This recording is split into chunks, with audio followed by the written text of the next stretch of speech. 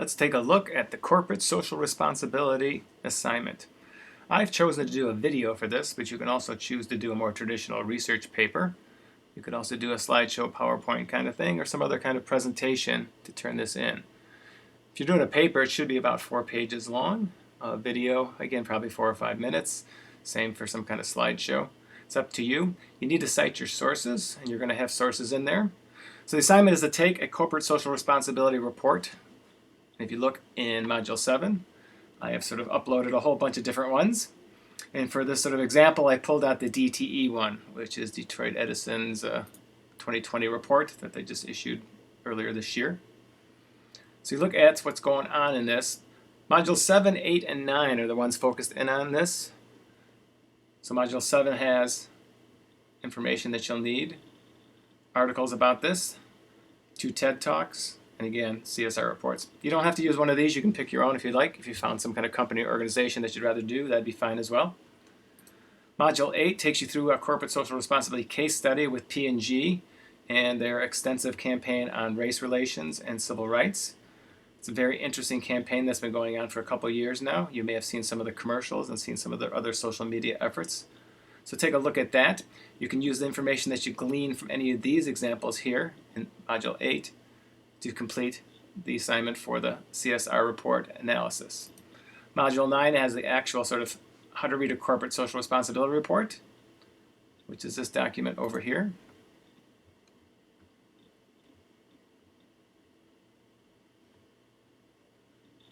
Module 9 also has 10 best practices for writing a great CSR. That's a website that's based a lot on that report that we just looked at. Module 9 also talks about corporate social, the actual assignment itself.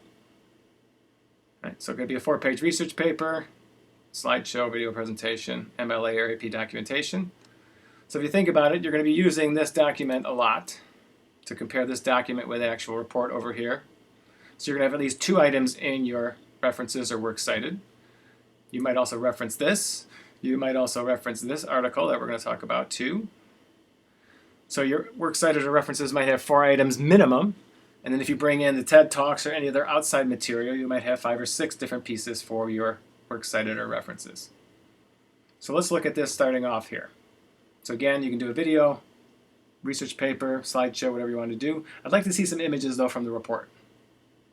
So first off, this article talks about sort of what's in a corporate social responsibility report. And the basic aim in this one is there are 4 main components of corporate social responsibility. So I might look at the DTE report and see about environmental efforts. So if I go to the DTE report, I see that they do have environmental efforts sort of down here at the bottom. Building a cleaner energy future for generations to come, building a safer, smarter, more reliable energy grid. So we've got environmental efforts right there. So if we look at the 4 sort of table legs of a corporate social responsibility report, the DTE report satisfies that one. Philanthropy, so giving money, donating money.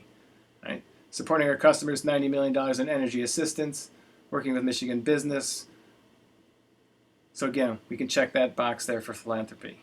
Ethical labor practices, creating a more diverse, equitable, and inclusive workplace and community. So we can check that box as well, talk a little bit about that in our report. And then volunteering. This report also talks about volunteering. So you want to sort of do a broad overview of the report. You may want to look at these 4 legs and sort of see if they are available and included in the report. So that might be how you start your analysis of the report. Then we're going to go into how to read a corporate social responsibility report. So this came out in 2010 or so from Boston College. And I'm going to zip down to chapter 4 or 5, I believe, which has the information that's really relevant to what we're talking about. Here we go. So reading a CSR report, key elements. So again, we want to refer back to this article and sort of talk about that and sort of break down the DTE report based on this. All right, so one of the first things they say a key component in a CSR is the CEO's letter.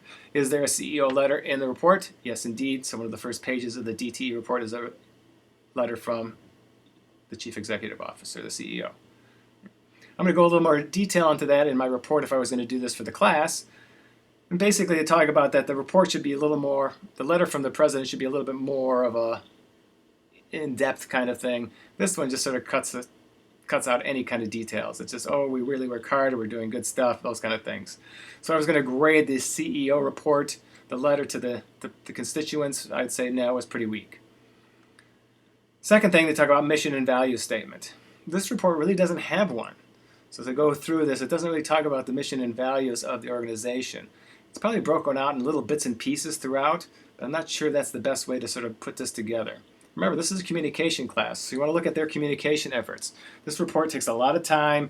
A lot of people put money and time into this thing. So you think about how they communicate their ideas to their constituents. So stockholders, customers, just residents of Michigan, all those kind of things. So no CEO. The CEO report is kind of weak. Mission and value statement, kind of MIA. Summaries of key facts and figures. So this report does have indeed a lot of key facts and figures, a lot of numbers and statistics, some kind of graphic elements. So it's pretty clean design, lots of things going on.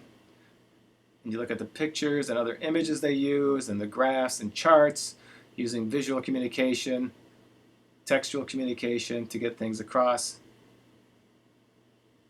showing how all their efforts. So this one looks like they did a pretty good job on. Again, I'm going to go into a little more detail in the report when I actually do this. Tables and graphs, they've got that. Pictures and other graphics, they've got that. Take a look at who's in the pictures. What are they showing pictures of?